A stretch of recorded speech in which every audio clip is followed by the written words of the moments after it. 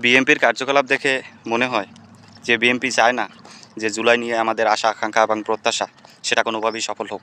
যতটুকু জুলাই নিয়ে বিএনপি কাজ করতেছে সেটা দেখে মনে হয় যে তারা এক প্রকার চাপে পড়ে বা জনগণের চাপের মুখে পড়েই যতটুকু কাজ করার করতেছে। এটা আসলেই অত্যন্ত দুঃখজনক বিষয়।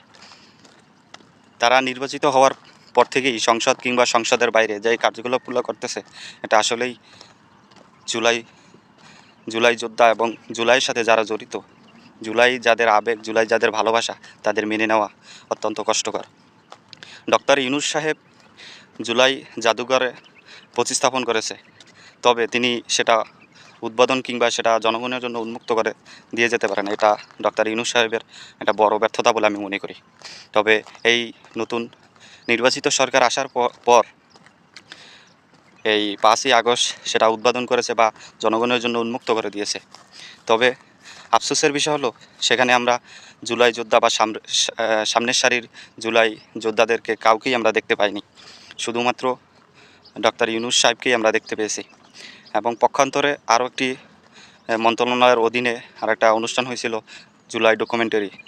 জুলাই ডকুমেন্টারি সেখানে আমরা দেখেছি যে জুলাই ইতিহাসকে যেভাবে বিকৃতি করা হয়েছে সেটা আসলেই আমাদের জন্য কাম্য নয়। তারা চাইতেছে নির্দিষ্ট একটা দল, অর্থাৎ নিজ দলের মানুষদেরকেই তিনি উপস্থাপন করতে চাইতেছে, কিন্তু নিজ দলের বাইরে যে লোকেরা আছে, তাদেরকে তারা সামনে আনতে চায় না বা টাইমলাইনে রাখতে চায় না। এটা আসলেই অত্যন্ত দুঃখজনক বিষয়। সরকারের একটা মন্ত্রণালয়ের অধীনে একটা অনুষ্ঠান, এটা যে এভাবে ইতিহাসকে বিকৃতি করবে এটা আসলেই কোনোভাবে কাম্য নয়।